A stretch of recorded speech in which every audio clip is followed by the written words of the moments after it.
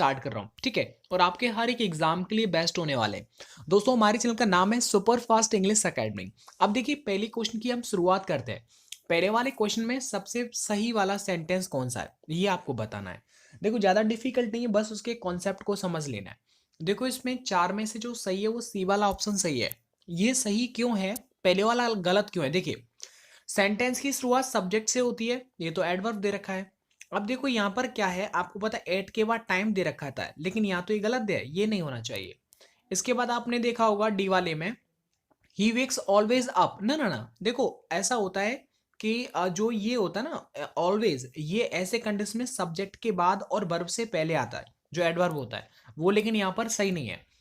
चलिए अब मैं बात करता हूँ, John is the manager you need to speak to. अब आपको बताना है यहाँ पर क्या आएगा। सबसे पहले समझना कि जॉन एक मैनेजर है और you need to speak to यानी तुमको उससे बात करने की जरूरत है, तुमको उससे बोलने की जरूरत है। किससे? मैनेजर से। अब देखो मैनेजर हर भी हो सकता है, हिम भी हो सकता है, लड़का भी हो सकता है, लड़की भी हो सकती है। तो यहाँ पर देखो इन दोनों में ही आ सकता है, हिम भी लगा सकते हैं और हर भी लगा सकते हैं। देम क्यों नहीं लगा सकते? क्योंकि वो मैनेजर सिंगुलर है, इसलिए देम देम जो होता है वो प्लूरल के लिए आता है जब ज्यादा की बात हो रही हो। इट क्यों नहीं आया? क्योंकि इट निर्जीव चीज के लिए आता है, जबकि मैनेजर तो सजीव है, तो इट और देम तो कभी आएगा ही नहीं। ठीक है, बस आपको क्या करना है कि ये वाला देख लेना है कि सिंगुलर है या प्लूरल है। आगे बात करते हैं। She arrived Victoria station half an hour late, यानी वो आधा घंटा लेट आई थी विक्टोरिया स्टेशन पर। तो आप हमेशा ये याद रखना, ये काफी डिफिकल्ट नहीं है बट समझ लेना। कभी भी देखो विक्टोरिया स्टेशन, अगर स्टेशन की बात की जाए, प्लेटफॉर्म की बात की जाए, बस स्टैंड की बात की जाए, तो वहां पर क्या आता है? एट आता है। क्या आता है? एट। बच्चे क्या करते हैं? ऑन लगा देते हैं। ऑन का मतलब होता है कि स्टेशन की ऊपर यानी स्टेशन की छत पर। तो छत पर थोड़ी है गाड़ी आएगी, वो तो प्लेटफॉर्म पर आएगी ना, वो छत पर नहीं आएगी, तो ऑन नहीं आएगा। ठीक है, चलिए आगे क्वेश्चन है कि I have not seen your cousin over a year ago, यानी कि एक साल से लगभग मैंने आपके कजिन को देखा ही नहीं है। तो अब आपको बताना है यहाँ पर क्या हो जाएगा। ज्यादा डिफिकल्ट नहीं है, समझ लो ध्यान से, नहीं आ रहा है तो देखो यहाँ पर क्या दे रखा है कि ओवर ए ईयर अगो, यहाँ पर क्लैरिफाई एकदम कर दिया गया कि एक साल पहले की यहाँ पर बात हो रही है। तो बताओ, अच्छा ये वाला मैं आपको कमेंट बॉक्स में देता हूँ, इसका मुझे 19 का जवाब दे दो, अभी इनमें क्या आ सकता है। आई देखो there hooligans at the match for a change. अब आपको बताना है इनमें ABCD में से क्या आ सकता है। देखो आपके हर एग्जाम के लिए बेस्ट है, क्योंकि आपको कॉन्सेप्ट समझ में आना चाहिए कि हाँ ये ऐसा क्यों हो रहा है। जितनी वीडियोस मिलती है मैक्सिमम, मेरी जो एरर वाली जितनी वीडियोस यदि आपने देख लिया तो इंग्लिश का पोर्शन आपका, चाहे आप कोई सा भी एग्जाम दे रहे हो, वो बेस्ट हो जाएगा। बस समझते जाओ। तो यहाँ पर आपको मैं बता दूं कि पहले वाले में there were no hooligans at the match, तो यहाँ पर ए वाला एकदम राइट हो जाएगा। ठीक है, चलिए अब हम आगे बात कर लेते हैं कि we are really looking forward on holiday. Maximum बच्चे इसमें गलत कर देंगे, आप वीडियो को रोक के आप भी अपना आंसर चेक कर सकते हैं कि आपका आंसर कौन सा है, फिर मैं कौन सा बताने वाला हूँ, उसके पीछे कॉन्सेप्ट बताऊंगा, उसको याद रखना, कभी गलत नहीं होगा। बाकी अगर ध्यान नहीं किया तो गलत हो जाएगा, ये कई बार पूछा है। देखो लुक फॉरवर्ड का मतलब होता है किसी चीज का बेसब्री से इंतजार करना जो होने वाला है, ठीक है, उस चीज का। अब यहाँ पर क्या होता है कि देखो आपको ये तो पता होगा कि लुक फॉरवर्ड के बाद जो आएगा वो क्या आता है, लुक फॉरवर्ड टू आता है। बोलो आता है कि नहीं आता? आता है। तो देखो जो यहाँ पर जो टू दे रखा है वो एक प्रपोजिशन है, क्या है बताओ? ये एक प्रपोजिशन है, तो प्रपोजिशन के बाद जो भी वर्ब आएगी वो आईएनजी वाली आएगी। क्या आएगी? आईएनजी वाली। तो क्या हो जाएगा इसमें? डी ऑप्शन बिल्कुल सही हो जाएगा। तो यानी ये हो जाएगा we are really looking forward to going on holiday. ठीक है, यानी टू के बाद या तो वो नाउन आ सकता है या फिर फ्रेजल वर्ब यानी आईएनजी वाली वर्ब भी आ सकती है। समझ में आ गया ना, इसमें डाउट नहीं रहना चाहिए। मैक्सिमम बच्चे यहाँ पर ए पर टिक करके आएंगे, क्योंकि उनके दिमाग में एक चीज होता है कि टू के बाद हमेशा वर्ब की फर्स्ट फॉर्म आता है। ये ज्यादातर क्या होता है, इन्फिनेटिव वाले जितने भी केस होते हैं वो बिल्कुल सही बात है। जैसे आई वॉन्ट टू टॉक, मैंने लिखा कि आई, समझना मैं क्या बोल रहा हूं, आप समझो। I want to talk to you, क्या मैं तुमसे बात करना चाहता हूं। तो देखो वॉन्ट के बाद जो आगे वाली वर्ब आई है वो टू के बाद देखो फर्स्ट फॉर्म आई है कि नहीं आई है, बच्चे इसको लेकर के चलते हैं, वो लुकिंग फॉरवर्ड वाले में नहीं चलता। आप ऐसे याद रखो, देखो लुकिंग फॉरवर्ड यहाँ पर भी आईएनजी आ रही है, तो टू के बाद जो भी वर्ब आएगी वो आईएनजी वाली आएगी। तो यहाँ पर हो जाएगा डी वाला एकदम सही आंसर। आगे देखो don't start dash, that is for babies. अब आपको बताना इसमें क्या आंसर हो सकता है। देखिए इसका राइट आंसर हो जाएगा क्राइंग एंड डोंट स्टार्ट। आपको एक चीज याद रखना है कि स्टार्ट के बाद अगर कोई वर्ब आएगी तो वो आईएनजी वाली आएगी। क्या आएगी? आईएनजी वाली। दोस्त मेरे दोस्त, ये सब याद करने की चीजें होती हैं, इनमें कुछ मैं कुछ नहीं बता सकता। समझ में बात आ रहा है? ये सिर्फ क्या करना है आपको, याद करने वाली चीजें होती हैं। और देख चलिए आगे क्वेश्चन है कि Naresh dash in Paris since 1999। अब यानी कि जो नरेश हैं वो क्या है कि 1999 से पेरिस के अंदर है, होना चाहिए Naresh has been living in Paris since 99। आपको एक कॉन्सेप्ट और आता है, देखो अगर यहाँ पर किसी भी सन दे रखी है सन, तो आपको सिंस लगाना है, ठीक है, ये बात याद रखना। आगे बात करते हैं कि चार में से कौन सा वाला सही होगा। तो इसमें आपको वीडियो को रोक करके खुद भी अपना माइंड यूज क्या करो। अभी देखो एसएससी एमटीएस आने वाला है, उसमें भी इंग्लिश आएगा, उस पर उसका भी इंग्लिश में पढ़ाऊंगा, बस आपके सपोर्ट की जरूरत है जैसा आप करते हैं। अब देखो इसमें जो राइट आंसर हो जाएगा वो बी वाला, यानी I told her to finish the exercise.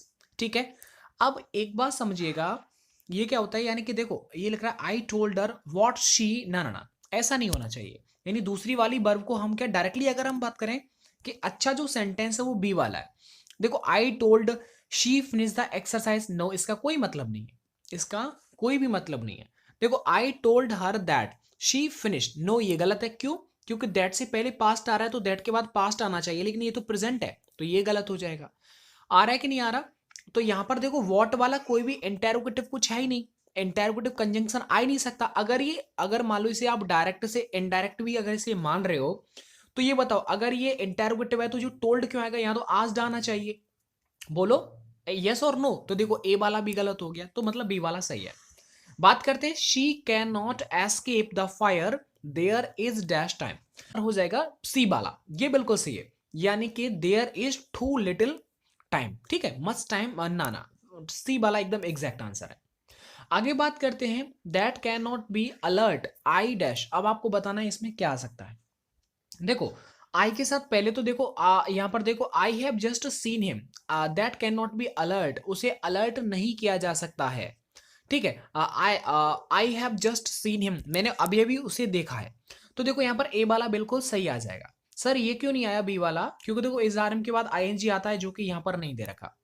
अगर इसे आप पैसिव भी मानते तो यहाँ पर बाई का होना जरूरी था, जो नहीं दे रखा है। जस्ट सी हिम ये नहीं आ सकता ना ना, मैं उसे अभी भी देखता हूं, ये तो प्रेजेंट की, ये तो रेगुलरिटी की बात हो जाएगी, जबकि रेगुलर की कोई बात नहीं हो रही है। आई एम जस्ट सीन ये गलत हो जाएगा, क्योंकि ये न तो पैसिव है और ना ही ये एक्टिव है। बात करते हैं देखो I am really looking forward, अब ये तो मैंने आपको शायद समझा दिया है, मुझे ज्यादा दिमाग नहीं लगाना चाहिए। जल्दी बताओ इसमें क्या हो सकता है। लुकिंग फॉरवर्ड दिस एक्सरसाइज, हमको पता है लुकिंग फॉरवर्ड के बाद टू आता है, और टू एक प्रपोजिशन है तो इसके बाद आईएनजी वाली फॉर्म आती है, यानी फिशिंग आती है। ठीक है, चलो my friend asked me to go to cinema but I said that I dash the movie. अब आपको ये बताना है कि इसमें क्या हो सकता है। अच्छा है, देखो मैं आपको बताऊं, इसमें ना ये हो जाएगा हैड ऑलरेडी सीन। सर ऐसा क्यों हुआ, उससे ऊपर वाले क्यों नहीं हुए, उनमें क्या दिक्कत है? देखो उनमें ये दिक्कत है, आपको ये पता होना चाहिए कि यहाँ पर हेड के बाद यहाँ पर बर्फ का आना जरूरी है, लेकिन जो देखने की बात हो रही है ना सिनेमा वगैरह की, तो यहाँ पर पहला वाला तो गलत हो जाएगा। हेड के बाद थर्ड फॉर्म आती है, जबकि ये तो सेकंड फॉर्म है, ये भी गलत हो जाएगा। डी वाला गलत क्यों हो गया? क्योंकि आई ऑलरेडी सॉ, मैंने उस मूवी को देखा है ना, मैं ऑलरेडी उस मूवी को देख लिया है। चलो मतलब my friend asked me to go to the cinema, मेरे फ्रेंड ने मुझसे पूछा कि भाई सिनेमा चलो, बट आई सेड, लेकिन मैंने कह दिया भाई मैंने पहले से वो मूवी देख ली है। तो पहले से अगर देख ली तो हेड यहाँ पर सी वाला आएगा, क्योंकि हेड के साथ थर्ड फॉर्म आता है, इसलिए यहाँ पर सी वाला राइट है। बात करते हैं he arrived dash Heathrow airport on Friday morning. तो मैंने आपको बताया था सिंपली, यहाँ पर अगर कोई एयरपोर्ट की बात, स्टेशन की बात, बस स्टैंड की बात, तो वहां पर क्या आता है, एट आता है। कोई प्रॉब्लम नहीं होना चाहिए आपको। आगे बात करते हैं he is looking forward that film, यानी वो बहुत बेसब्री से इंतजार कर रहा है उस फिल्म का। तो देखो लुक फॉरवर्ड के बाद आता है टू, और टू एक प्रपोजन के बाद आईएनजी आता है या फिर नाउन आता है। तो आईएनजी वाला कौन सा बताओ, टू सीइंग आ जाएगा। अब तो मैंने दो तीन यहाँ पर ले लिए हैं। देखो आगे haven't you seen that film, क्या आपने अभी तक वो फिल्म नहीं देखी है? अगर देखो इंटरोगेटिव और ऐसा कभी प्रेजेंट परफेक्ट में दे रखा है तो लास्ट में आपको यट लगा देना है, यानी अभी तक, क्या आपने अभी तक वो फिल्म नहीं देखी है? तो यहां पर जो एग्जैक्ट मीनिंग देगा वो यट दे देगा। क्या देगा? यट। देखो प्रैक्टिस करोगे तो मेरे दोस्त हो सकता है कुछ। Have you been waiting only a few minutes, अब आपको बताना है कि इसमें क्या आ सकता है, सोचो। देखो यहां पर आ जाएगा how long have you been, आपको पता है अगर बीन आ रहा है तो आपको हाउ लॉन्ग टाइम है, टाइम। अच्छा देखो बी वाला क्यों नहीं आया, हाउ लॉन्ग में ही टाइम के बारे में बताया जाता है, कब से? तो यहाँ पर टाइम हाउ लॉन्ग जो है ना वो ऑलरेडी टाइम को शो करता है, तो टाइम लगाने की जरूरत नहीं है।